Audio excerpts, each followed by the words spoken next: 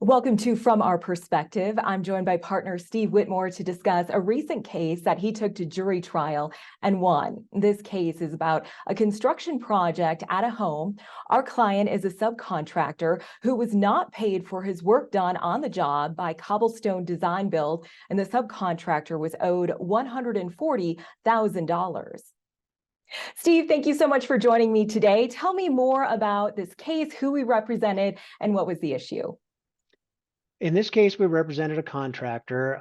It was Rhine Inc. or Rhine House Design. Our client handles all kinds of contracting responsibilities. In this particular job, he was asked to install some pavers for a very beautiful home in a very nice neighborhood. The company that he contracted with was a company by the name of Cobblestone Design Build. Now, the owner of Cobblestone Design Build and the owner of Rhine Inc. were former friends. Consequently, as things work among friends, they probably didn't do the best job of papering their deal, of deciding what was going to be done, when it was going to be completed, and those types of things. So as the job progressed, there were some spats, there were some disputes and some discussions, and eventually what happened is my client got frustrated with his friend and sent out some texts, which said, "That's it, I'm finished with this job. Keep the money, I don't even want it, I quit. I'm leaving my subcontractor behind to take care of this deal." Well, the other side, Cobblestone Design, used that and said, "Okay, well, you're quitting the job. If you're quitting the job, I'm not going to pay you." Now, that's not really what the parties intended. You know, we've got two friends here who they lower their guard, they talk to one another, they speak freely, they talk in hyperbole, you know, as friends do. Unfortunately, that doesn't translate well when you're conveying those messages in a text. So you mentioned friends, you mentioned the text messages. What were some of the biggest challenges of this case? Well, I think those messages were the biggest challenge. My fear as a practitioner was, I've got a client here who's done the majority of the work, but he sent messages that are in writing that a jury's going to look at and hold in their hands and read, which say, "Keep the money, I don't even want it. Forget it, I quit. It's over and done with." And how are we going to explain to the jury that, you know, what was written in a text is not really what was conveyed between the parties? That was the fact that kept me awake at night. And that was the fact that every time I met with my client, I said, we've really got to focus on this. And what was the other side's defense heading into trial? Well, the other side basically said, "Look, I'm looking at the text right here, you quit." Now that defense, you know, I don't know that how strong that defense was, because clearly my client had done more work, significantly more work than he was paid for. The other side also claimed that they had to do some additional work based on mistakes or errors made by my client.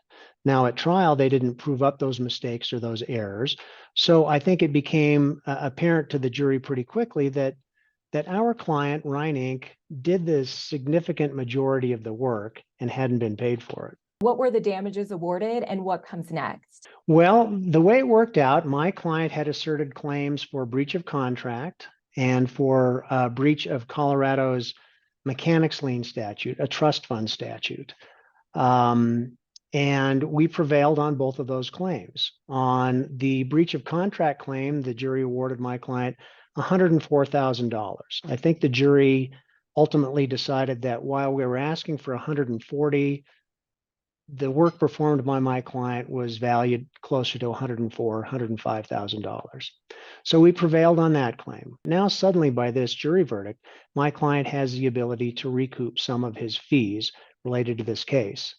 So that was a big win for us. On the other side of the coin, the defendant, Cobblestone, asserted counterclaims against our client, counterclaims for breach of contract, for a trust fund violation similar to the one that we had alleged against them, and for conversion. Conversion is similar to theft. It's when you take someone else's property and you don't pay for it. We prevailed on all three of those claims. So the jury ruled in our favor and against Cobblestone on all of those claims. So that was very important as well. Steve, if someone is watching and in a similar situation, what type of advice would you give them? Well, if you're going to do business with friends, get it in writing anyway. No That text really messages. the failure here was that the parties, because they used to be friends, they relaxed their guard. They didn't take precautions that they normally would have taken to make sure you understand what the specific scope of work is, what the exact price is going to be, when payments are going to be made, how changes in the work are to be addressed, completion deadlines, those types of things. Because when you leave that up in the air, all you're really doing is creating a mess subsequently. And that's what happened here. If you are a subcontractor who is in a similar situation, you can reach out to us to schedule a case assessment on our website or give us a call.